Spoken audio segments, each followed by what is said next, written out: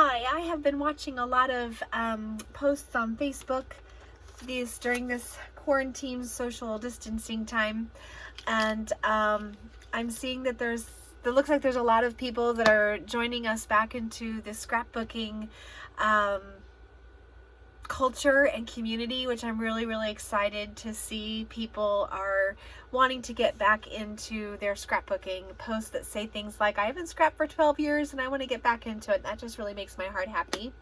And I also see a lot of just new faces and new people, people wanting to get back in. So I just was sitting here today working on a separate project, and I had all these scraps, and I actually have more to the side of me here, but I have these scraps sitting on my desk, and I kind of wanted to show how I can throw scraps together to make a layout.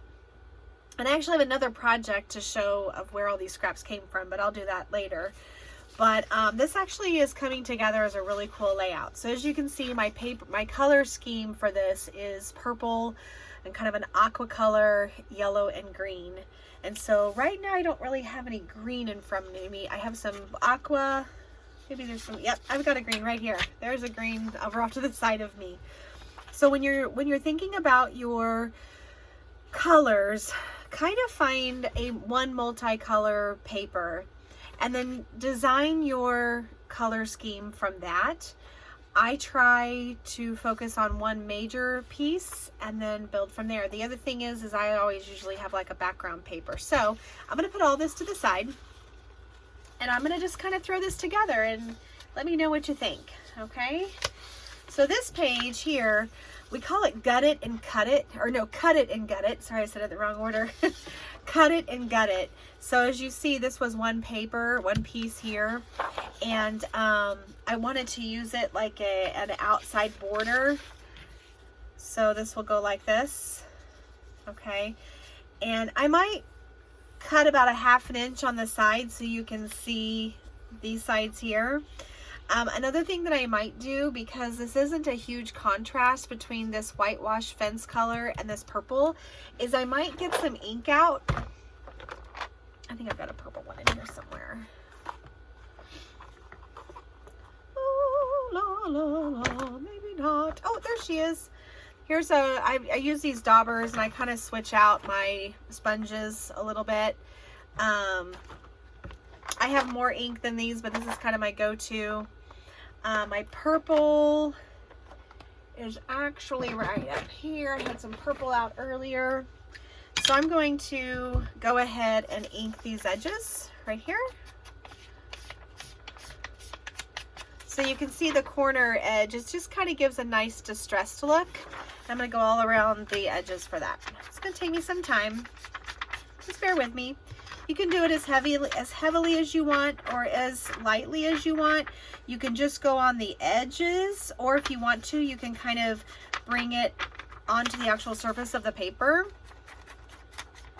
Sometimes people will do it a little more heavily on the corners. The way I like to do it is I put my elbow, I'm putting my elbow on the bottom, and I'm kind of pulling this kind of tight here. This is just the way I do it. And then you can, it's kind of pulled tight here. Sometimes people will take their actual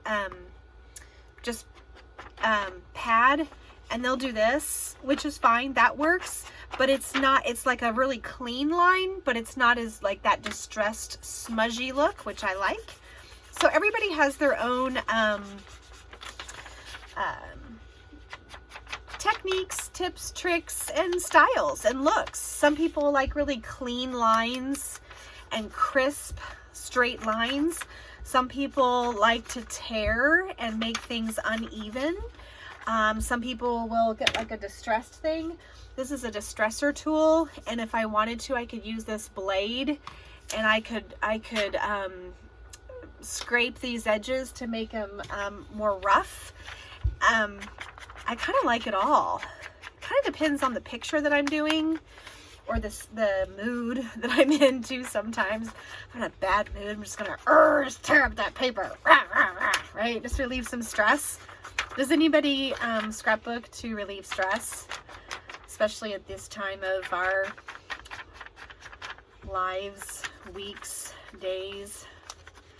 I'm going to put a little heaviness on that corner there. Okay, so I like that.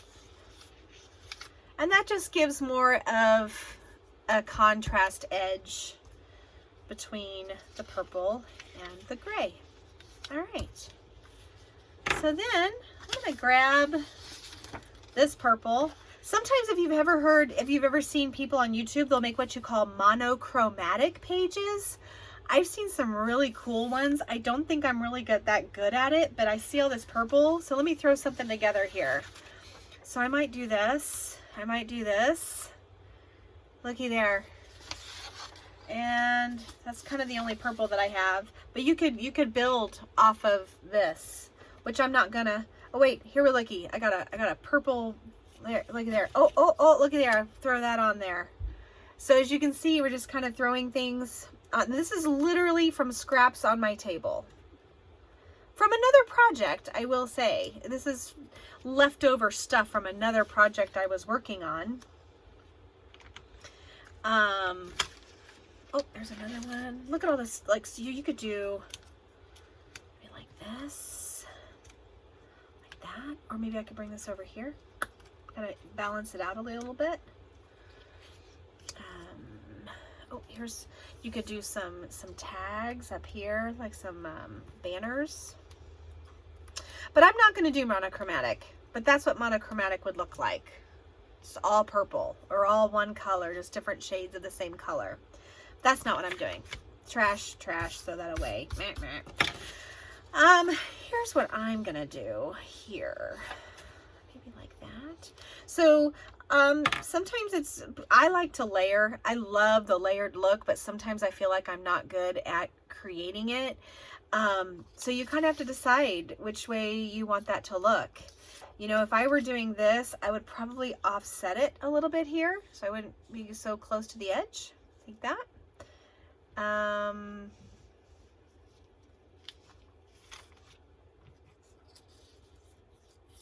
Let's see, I've got some, oh, let's do this.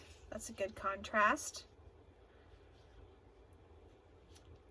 But as you can see, this page to this paper to this paper, it doesn't have a clean line. It doesn't, you really can't even see that border. This, you can see that. This, you can see that.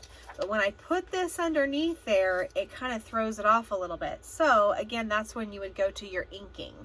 And some people just use like, you know, browns or beige colors, and maybe even black. Black really pops really well if you wanted to just do black.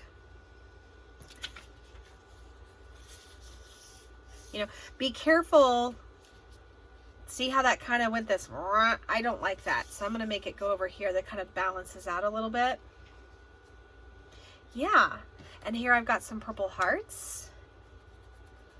And probably I need to do something with this green. I need to pull in that green. So, yeah. I'm probably going to cut that. Let me cut that right there. Mr. Paper Cutter, where are you? I'll use my big one. I wanted to use my little one, but let's see. That's about 1, 2, 3, 4. I'm going to go 4.5 inches. This, just like that. And I'm not going to put it all the way to the edge. I'm going to leave it just a tiny bit of purple there. Okay, and again, I think that the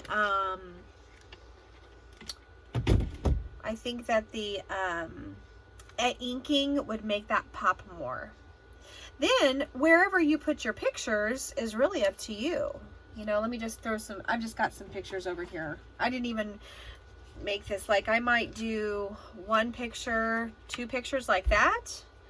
I could make 1 picture solid right here on the edge, like that. I could, you know, you can put your pictures on here wherever you would like. You don't, and then just kind of, and then I would maybe add a title. Maybe might go right here. Some embellishments. That doesn't necessarily match Looking for some other embellishments around here. So I just kind of wanted to show off how you can just take scraps. You know, we call it scrapbooking. So challenge yourself to use your scraps and throw them on. See what you can come up with.